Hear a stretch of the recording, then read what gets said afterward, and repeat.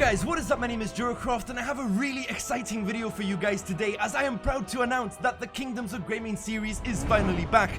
Not only that, but the best news is that we now have World Edit, the replay mod, and Optifine all working together in Minecraft 1.14.3, which means Kingdoms of Greymane together with all future projects will now feature all the new and latest Minecraft blocks. And guys, today's episode will showcase over 50 hours worth of building. I don't know what got into me, but I promise you that this city will never be the same again after this episode. So if you guys are ready, just sit back, relax and enjoy, and let's begin today's epic Minecraft adventure. Right guys, so in the last episode we built some of the mountain's interiors, building this massive throne room as well as a few new additions. But today our focus is going to be on the outer city. This city may seem pretty good from a distance, but in reality it's literally just a giant pigsty. Honestly, it's a really big mess of copy-pasted buildings, floating houses and just generally outdated stuff. Now, some of you might find this a bit shocking if you have been watching the series for a while, but for this episode, I am practically going to destroy my way through the entire kingdom, from left to right. But don't worry, I do have some really big plans for this episode, as well as future videos. Now, when it comes to this fortress, I've decided not to get rid of this as it's already a pretty decent build. But what we can do is actually give this building a fresh new design using some of the new Minecraft 1.14 blocks. I mean, this castle was actually built back when I used to use a texture pack, so there will be stuff like TNT that we can definitely update with some of the new blocks. Honestly guys, I did not realize just how massive this fortress actually is, and it took me well over 6 hours just to transform the exterior, which is crazy. But this building is supposed to be the main point for military in the city, so I built a small courtyard for some troops to train, as well as an archery range, among other things. But what I really wanted to focus on is building a council room, and this is something I've never done before, but I've always wanted to see what a map of Kingdoms of Greymane would actually look like. And this room is just perfect for us to discuss future transformations as well as new additions to the city.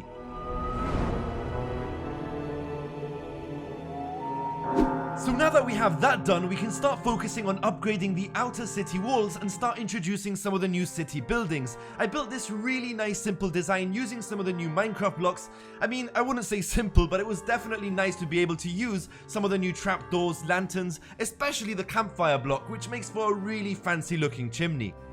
But obviously this building won't look good standing alone in a big empty city. But once we start introducing some new designs using that same concept, we can start bringing the city back to life. I mean, compared to some of the original buildings which I built years ago, I think we can both agree that this is a pretty decent upgrade. This time around, I do want to make sure that everything is well decorated, and I think using dead coral blocks can also make for some really fancy looking pathways. Of course, you can complete the design using street lamps, benches and flower pots. I mean, just imagine what this would actually look like once I sweep my way through the entire kingdom, of course, using everything I've learnt over the past couple of years. My main focus is to make sure that we use up all the empty spaces, decorating every section of the city with trees, workstations, fountains, pretty much anything to make the city feel more immersive.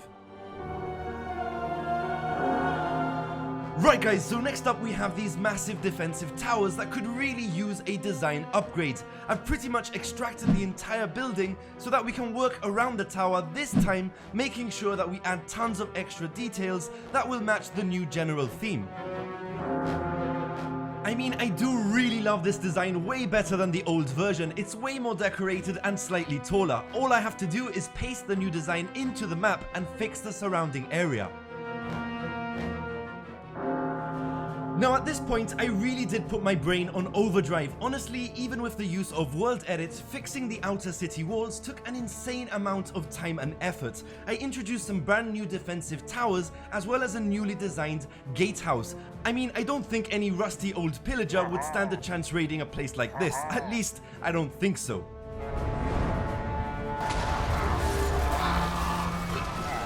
So anyway, I decided to even expand the size of the kingdom, making both sides symmetrical, and divided the city into 3 main sections. This will make it a lot easier to manage, but you can definitely blame my OCD for this one too.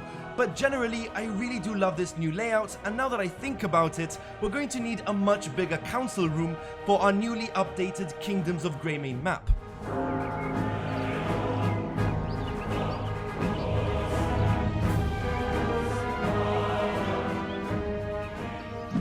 Now the plans for this entire project is to introduce a brand new market area, obviously filling up all the empty spaces, and over on the right side of the kingdom, I do plan on transforming this place into farmland together with some windmills. This will give the city a brand new source of food and resources.